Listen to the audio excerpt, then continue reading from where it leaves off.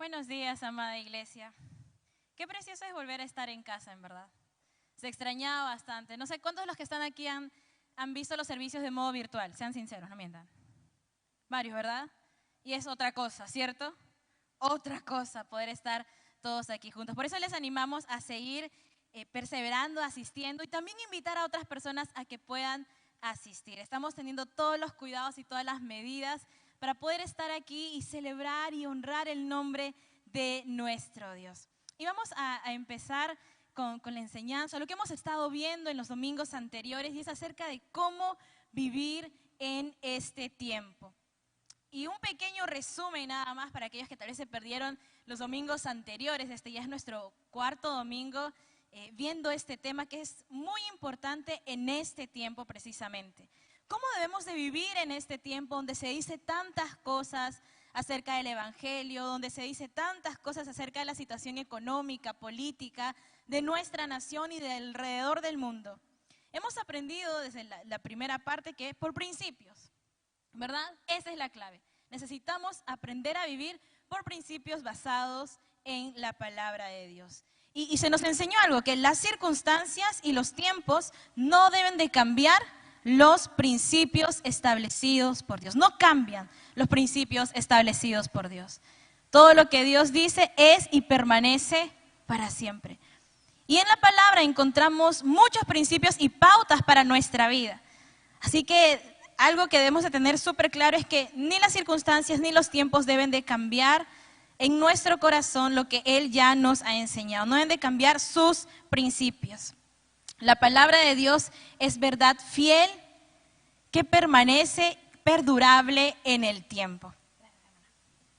La palabra de Dios es verdad y es fiel.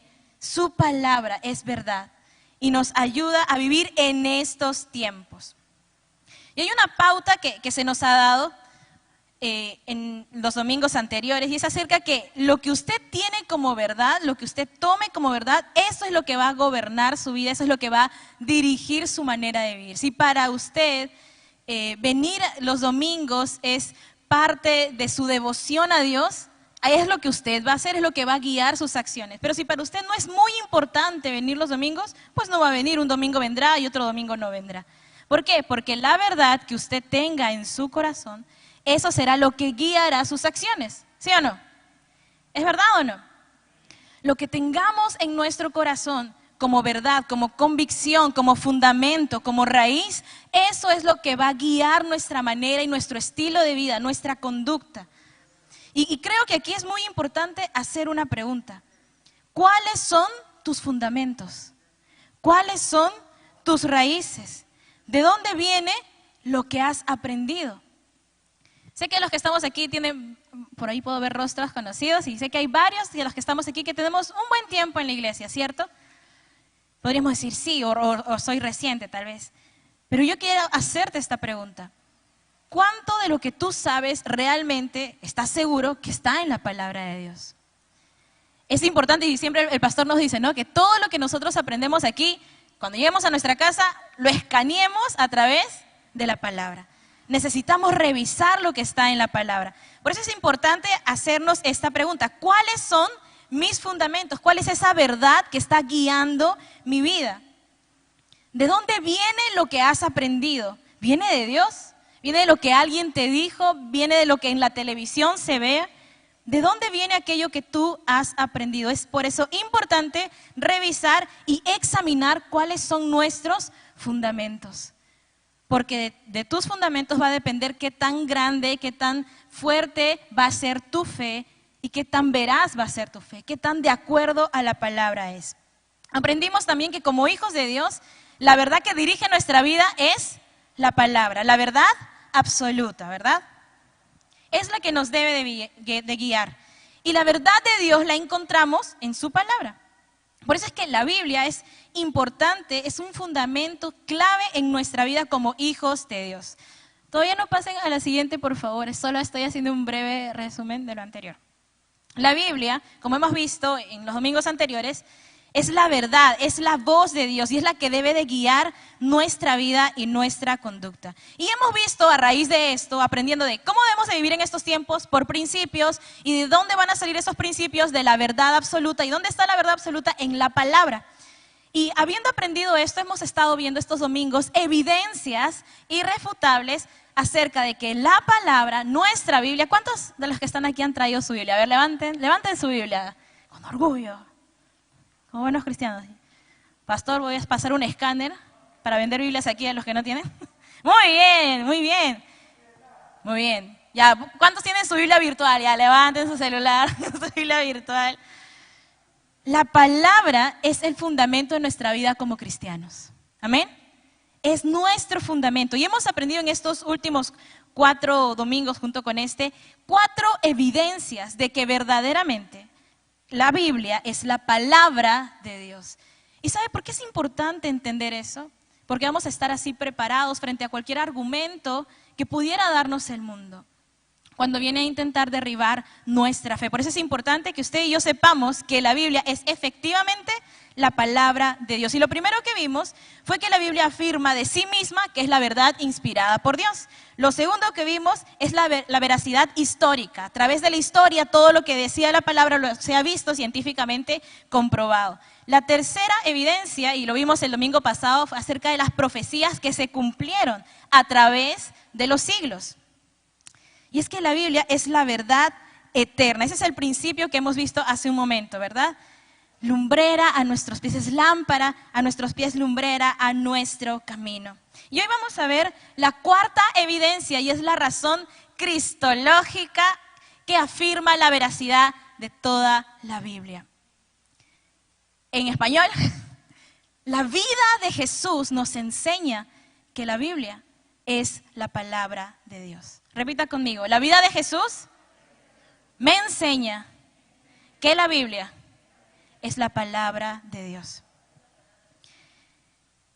Algo que necesitamos comprender es eso, que Jesús nos enseña, Jesús es la muestra viva, clara, que todo lo que dice la palabra es verdad. La palabra nos enseña que Jesús es el sí y el amén de Dios. En Él se cumple absolutamente todo. Ahora hay una pregunta, ¿por qué hay tantos esfuerzos, ahora sí siguiente, por qué hay tantos esfuerzos en querer negar la realidad histórica de Jesús? Es una pregunta interesante. Hay muchos esfuerzos por negar a Jesús, ¿verdad? ¿Cuántos hemos escuchado de personas, no sé, ateas o que no son creyentes de que Jesús no existe o que es un invento, que es una fábula? Incluso yo he escuchado que nos dicen como cristianos, ¿no? En forma de burla que solo ustedes son los únicos locos que se dejan guiar por un libro. Y muchas cosas más que podríamos escuchar y debatir en esta mañana. ¿Pero por qué? ¿Por qué se ha negado tanto la historicidad, la realidad histórica, o sea, de que Jesús existió? ¿Por qué? En verdad no nos llamaría mucho la atención si esto viniera de personas que no son creyentes, y de hecho vienen. Pero lo paradójico es que algunos escritores, que incluso se llaman cristianos, han llegado a la conclusión o han llegado a creer que en realidad Jesús solamente fue una figura histórica, nada más. Y no admiten su divinidad. Eso es lo paradójico, que muchas personas que se dicen ser cristianos solamente han llegado al punto de dudar aún de la existencia histórica de Jesús. Un ejemplo de ello es un seminario que niega su divinidad y solamente presenta a Jesús como un hippie contracultura, como un judío revolucionario, reaccionario, como un rabí carismático. Incluso hay un filósofo que llega a la conclusión de que es una locura declarar la divinidad de Jesús. Y amada iglesia, es importante, y yo me acuerdo eso clave en alguno de los discipulados, no sé si usted estuvo en alguno de ellos, pero hay un capítulo en el discipulado que nos enseña que Jesús es 100% hombre y 100% Dios, ¿verdad? 100% divino. Y esa es la verdad que tenemos que tenerlo súper claro en nuestra vida. Hay muchos esfuerzos, como lo dice allí, por intentar decir que Jesús no existió y mucho más que si existió fue un simple hombre, pero no Dios. Pero nosotros debemos de tener la claridad de que no solamente existió y que fue hombre, sino que Él es Dios. Y eso lo tenemos que tener súper claro. No podemos negar la divinidad de la persona de Jesucristo. Quitarle la divinidad es decir que fue un simple hombre que solamente fue de influencia en su tiempo. Y podemos hablar, si hablamos de influencia, de varios hombres y mujeres que a lo largo de la historia marcaron la diferencia, ¿verdad? Como aquel que inventó, no sé, el foco, como aquel que inventó el teléfono y demás cosas. Personas que marcaron una clara influencia y que incluso los resultados lo vemos a lo largo de los años. Y podríamos decir eso también acerca de Jesús. Pero la diferencia es que Jesús no fue solo un simple hombre. Él es Dios. Y eso tenemos que tenerlo súper claro. Amén. Bendecidos aquellos que dijeron amén. Y los otros también. Jesús es 100% hombre y 100% Dios. Y quisiera que me acompañen a Filipenses 2, del versículo 6 al 11, donde se nos recuerda esa maravillosa entrega y despojo de Jesús. Así que vamos a Filipenses 2. Dice, el cual, aunque existía con el mismo ser de Dios, no se aferró a su igualdad con él, sino que renunció a lo que era suyo y tomó naturaleza de siervo, haciéndose como todos los hombres y presentándose como un hombre cualquiera. Se humilló a sí mismo, haciéndose obediente hasta la muerte en la cruz. Ese es nuestro Jesús, que siendo Dios, se despojó de ello y decidió venir a la tierra, tomar forma de hombre. Ese es nuestro Dios. Por lo tanto, la siguiente, al negar la historicidad de Jesús, estamos negando el Nuevo Testamento. ¿Qué quiere decir esto? Si usted y yo o alguien aquí o afuera niega que Jesús existió y que fue 100% Dios y 100% hombre, entonces también está negando lo que el Nuevo Testamento habla de él. Y vamos a ver incluso que el solo hecho de negar a Jesús quiere decir que también estaríamos negando todo lo que la Biblia habla y dice de él. Porque el Nuevo Testamento acerca de quién habla. De Jesús, ¿verdad? Los evangelios hablan acerca de los milagros, del nacimiento, de las sanidades y demás cosas del ministerio y salvación y redención que encontramos en Jesús. Los hechos de los apóstoles, Romanos y todas las cartas dirigidas a las iglesias hablan de lo que los apóstoles hicieron y los apóstoles siguieron ¿a quién? A Jesús. Y incluso el Apocalipsis, el último libro de la Biblia, nos habla del regreso ¿de quién? De Jesús. ¿Y en el Antiguo Testamento de quién nos habla? ¿Solo de Dios? Nos habla de Jesús. Encontramos en el Antiguo Testamento profecías acerca del Mesías, ¿sí o no? Entonces también nos habla de Jesús. Desde la creación vemos la intención de Dios de salvar a la humanidad. Y eso es, en otras palabras, igual a Jesús.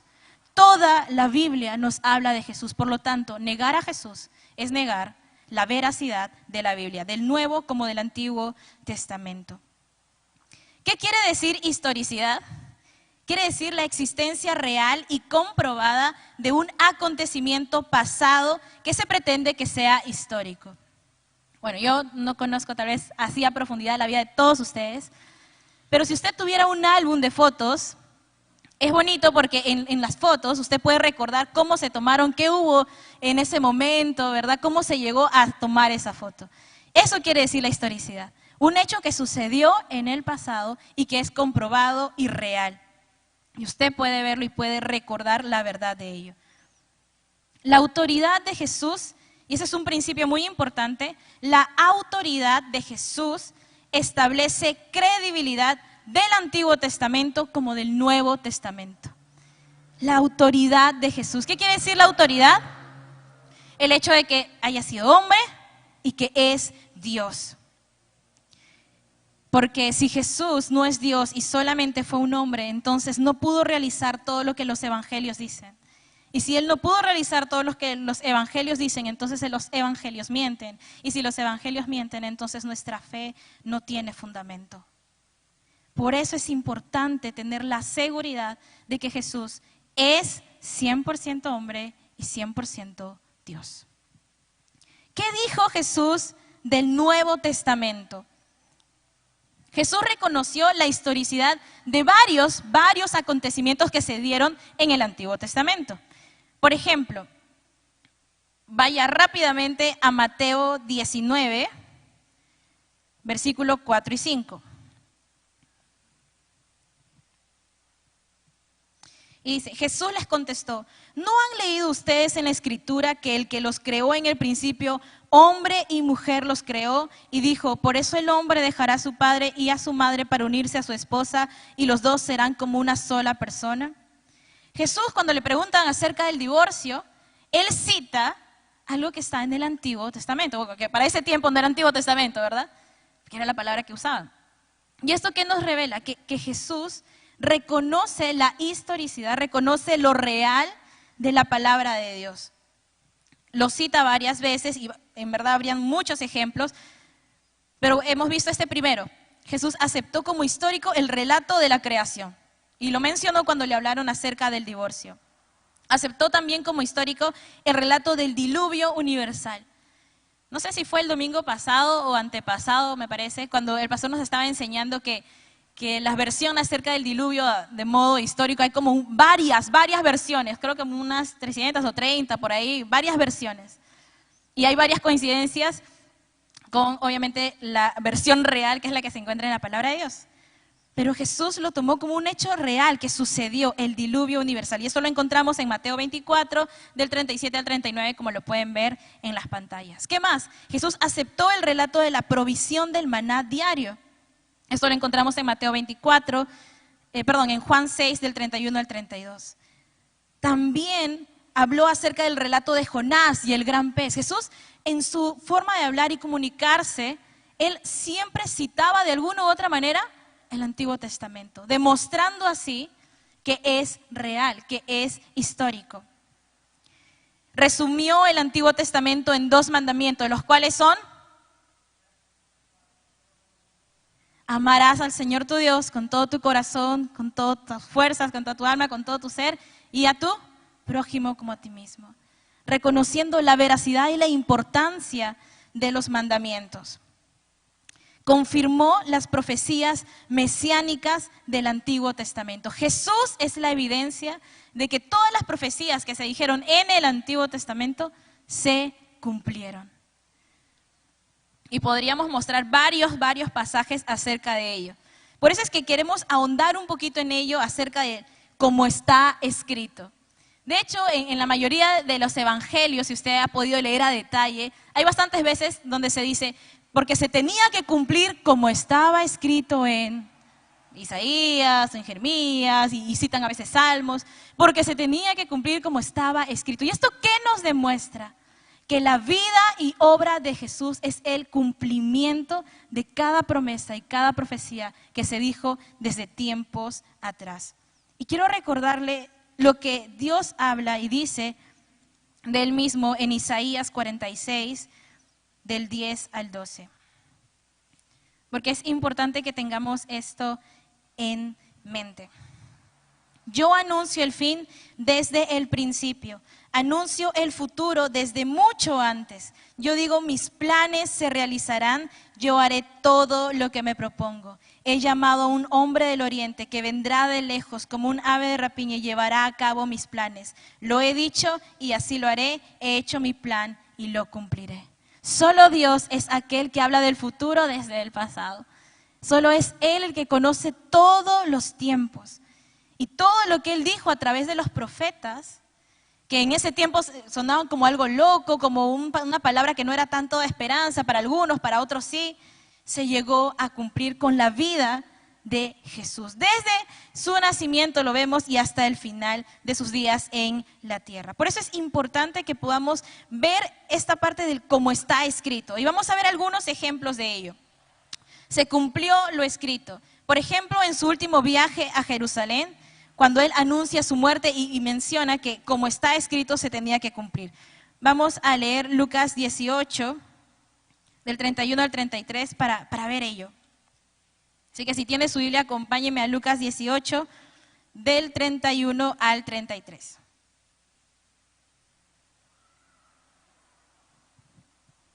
Jesús llamó aparte a los 12 discípulos y les dijo, Ahora vamos a Jerusalén, donde se cumplirá todo lo que los profetas escribieron acerca del Hijo del Hombre. Pues lo van a entregar a los extranjeros y se burlarán de él, lo insultarán y lo escupirán, lo golpearán y lo matarán, pero al tercer día resucitará.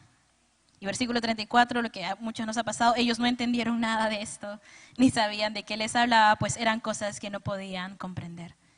Solo Jesús pudo hablar con tanta seguridad y firmeza de lo que iba a suceder con su vida, de lo que iba a suceder en pocos minutos, horas y tiempo.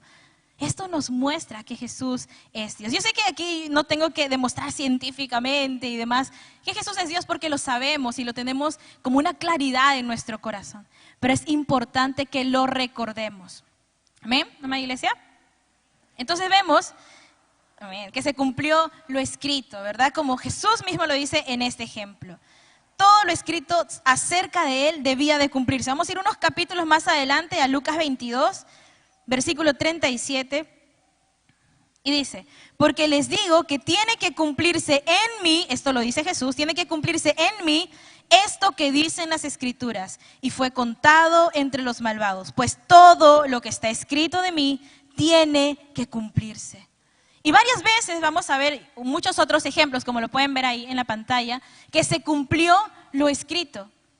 Y citan a diversos libros que se encuentran en el Antiguo Testamento. Y un punto importante es que era necesario que se cumpla lo profetizado.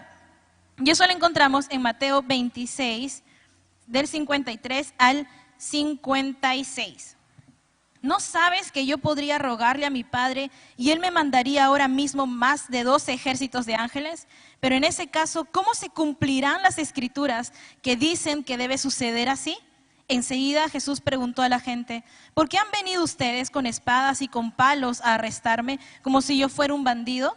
Todos los días he estado enseñando en el templo y nunca me arrestaron, pero todo esto sucede para que se cumpla lo que dijeron los profetas en las Escrituras. En aquel momento todos los discípulos dejaron solo a Jesús y huyeron. Jesús nos recuerda una y otra vez que en Él se tenía que cumplir todo lo que la palabra de Dios decía de Él. Y todo lo escrito se cumplió. Vamos a revisar un par de versículos más. Vamos a ver Lucas 24, del 44 al 47. Vamos a leerlo desde el 44. Luego les dijo, lo que me ha pasado es aquello que les anuncié. Eso es ya Jesús resucitado y se aparece a sus discípulos. Y les dice, lo que me ha pasado es aquello que les anuncié. ¿Se acuerdan que hace 2 versículos más les leí que les estaba diciendo antes de ir a Jerusalén de que Él iba a pasar por toda esa travesía, pero que iba a resucitar el tercer día? Bueno, este es el momento cuando Él ya ha resucitado y está hablando a sus discípulos. Y les dice eso, lo que me ha pasado es aquello que les anuncié cuando estaba todavía con ustedes, que había de cumplirse todo lo que está escrito en mí, en la ley de Moisés, en los libros de los profetas y en los salmos. Entonces hizo que entendieran las Escrituras y les dijo, está escrito que el Mesías tenía que morir y resucitar al tercer día, y empezó a explicarles todo lo que decía en la palabra acerca de Él. Se cumplió cada profecía que se hizo acerca de Jesús. Que iban a hacer burlas de Él, que iban a vestirlo de tal manera, que iba a sufrir tal cosa, que le iban a traspasar.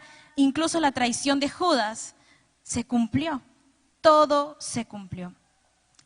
Y sabe, si en verdad Jesús no hubiera existido, si en verdad esto no hubiera sucedido y hubiera sido solamente un simple judío que como sabían la Biblia, porque sabes que los judíos, ellos tienen que saber sí o sí toda la palabra, y si solamente Jesús hubiera sido un judío y hubiera dicho ya, ok, voy a ser Mesías y voy a tratar de cumplir cada una de estas cosas, es una imposibilidad. De hecho, se han registrado 300 profecías mesiánicas. Es decir, se han registrado en la palabra de Dios 300 profecías acerca de la obra de Jesús. Y el doctor Peter Stoner, profesor de ciencia y matemática, dice así, solo voy a tomar 48 de esas 300 profecías y que solo se cumplan 48 en una sola persona. Y eso es como 1 en 10 elevado a la 157 potencia, que es mayor a la cantidad total de átomos que hay en todo el universo. En otras palabras, es una imposibilidad que un simple hombre judío haya podido cumplir todas estas profecías en su vida. Es una imposibilidad. Pero Jesús las cumplió. Amén, deberías, amén. Pero Jesús las cumplió.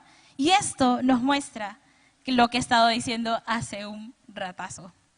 Que Él es 100% hombre y 100% Dios. Entonces no puede ser posible que un hombre hubiera podido cumplir cada una de estas profecías por sí solo. Se hubiera equivocado en algunas, no hubiera cumplido todas, pero Jesús las cumplió absolutamente todas. Es una locura para el mundo. Es una locura para aquellos que no han tenido un encuentro con Dios. ¿Vas a vivir por lo que dice un libro? ¿Vas a vivir por los principios que te enseña en la Biblia? ¿En serio? En pleno siglo XXI, dicen. Puede ser una locura, pero Pablo dijo, es locura para el mundo, pero para nosotros es poder. Amén. Es poder para nosotros. Una locura que un simple hombre, una locura que un hombre como Jesús, que es Dios y que tomó forma de hombre, haya cumplido todas y cada una de las profecías que se dijo acerca de Él. Por lo tanto, no podemos negar su divinidad. Jesús ratificó la veracidad de todo el Antiguo Testamento, afirmando que no podía ser quebrantada ni una sola palabra. Y me gusta mucho lo que dice Jesús en Mateo 5, porque él habla lo siguiente. No crean ustedes que yo he venido a suprimir la ley o los profetas. No he venido a ponerles fin, sino a darles su pleno valor. Jesús se tomaba el tiempo para enseñar la palabra a sus discípulos, para explicarles el valor, el contenido de cada uno de los mandatos y principios, para que ellos lo vivan. Porque de nada sirve que solamente conozcamos si no practicamos. Amén. Tenemos que no solamente conocer, sino también vivirlo todos los días de nuestra vida.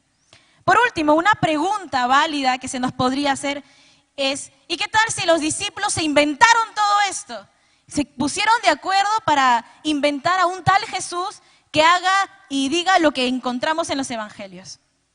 Eso también es imposible por 3 razones. La primera, porque el Jesús que vemos descrito en los evangelios es un Jesús diferente a su tiempo. En ese tiempo se esperaba del Mesías y se tenía la idea de que el Mesías iba a ser un Mesías político, libertador, que iba a librarles del poder de Roma. Entonces es imposible que si los discípulos se hubieran puesto de acuerdo para inventar a alguien que se llame Jesús, que hizo y ha hecho todo lo que encontramos en los evangelios, es imposible que le hubieran dado esa característica a Jesús. Hubieran puesto entonces a un Jesús que iba a liberar Roma, ¿verdad? Pero no, en los evangelios encontramos a un Jesús radicalmente opuesto a la idea que se tenía en ese tiempo. Esa es la primera razón por la cual los judíos no pudieron inventarse todo ello. La segunda razón es porque los discípulos y todo judío tiene como un mandato y una orden, son incapaces de poder pronunciar o decir a que cualquier persona es el Hijo de Dios. De hecho, por eso acusaron varias veces a Jesús, por ser el Hijo de Dios.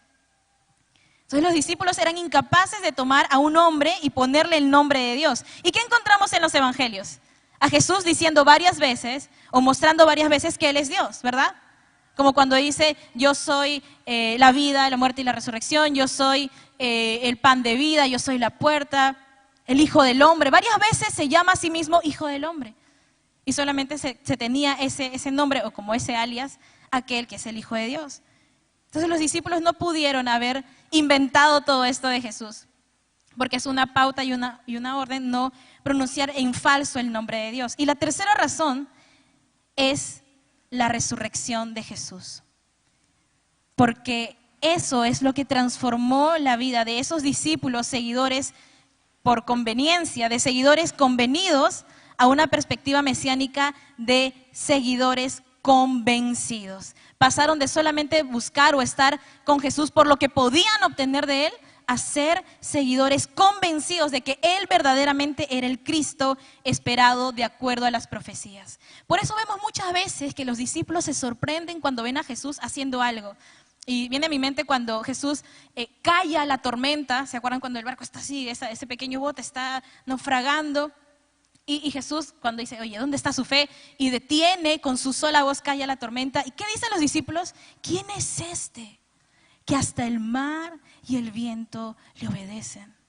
Y cuando Él multiplica los panes y los peces se quedan pensando, ¿qué es esto que está sucediendo? Entonces eso nos demuestra la siguiente conclusión, ya para terminar. Jesús, el Hijo de Dios, es el testimonio irrefutable de que la Biblia es la palabra de Dios. La vida de Jesús, su existencia, su divinidad nos muestra que todo lo que Dios dijo y que hoy lo tenemos en nuestras manos, para quienes han traído su Biblia o en su celular, es verdad. Y amada iglesia, por eso es que es importante leer la palabra. Todo creo que se resume a eso, a ser disciplinados con la palabra. ¿Cuántos de los que están aquí, y sean sinceros, les gustaría escuchar la voz de Dios? Amén. ¿Sabe que lo puede escuchar todos los días cuando lee la Biblia? La Biblia es el único libro que se lee delante de su autor. ¿Qué estoy diciendo con esto? Que la palabra es el único libro que usted puede leerlo delante de Dios. Es como que si Dios está leyendo ahí con usted y le está explicando. Queremos escuchar la voz. Yo quiero escuchar la voz de Dios todos los días de mi vida. Un tiempo yo tenía esa locura de que quiero escuchar la voz audible de Dios. Creo que no sabía en lo que me estaba metiendo. Pero aprendí en ese tiempo, esa pequeña momentos de locura, que yo podía escuchar la voz de Dios. Y que de hecho la tenía muy accesible. Y es la palabra. Por eso, amada iglesia, yo les animo a que podamos siempre ir a la palabra. Porque ella nos muestra acerca de Dios, acerca de quién es Él. Hemos visto en estos domingos que definitivamente la Biblia es la palabra de Dios. Así que, respondiendo a la pregunta del inicio, ¿cómo podemos vivir en este tiempo? Con la palabra de Dios, porque ella nos enseña los principios. ¿Qué tal si ahí donde usted está, cierra sus ojos y vamos a orar? Y si usted por ahí ha estado lidiando, luchando con leer la palabra, con ponerla en práctica, vamos a orar y vamos a pedirle a Dios que nos ayude. Padre, en esta mañana hemos podido entender que la vida de Jesús, su divinidad, su eterno poder y deidad, amado Dios, es real. Es una locura para el mundo. Y en algún momento tal vez fue locura para nosotros. Pero hoy entendemos que es poder de Dios. Gracias por Jesús, porque Él nos muestra que tú eres fiel a tu palabra, que todo lo que tú dices, tú lo harás. Gracias, Señor, porque Jesús nos enseña que tu palabra es verdad. Y si lo que dijiste de Jesús es verdad, entonces también es verdad sobre nuestras vidas. Gracias, Padre, porque hoy podemos entender esa verdad y tenerla guardado y atesorado en nuestro corazón. Gracias, amado Dios, en el nombre de Jesús. Amén y amén. Gracias.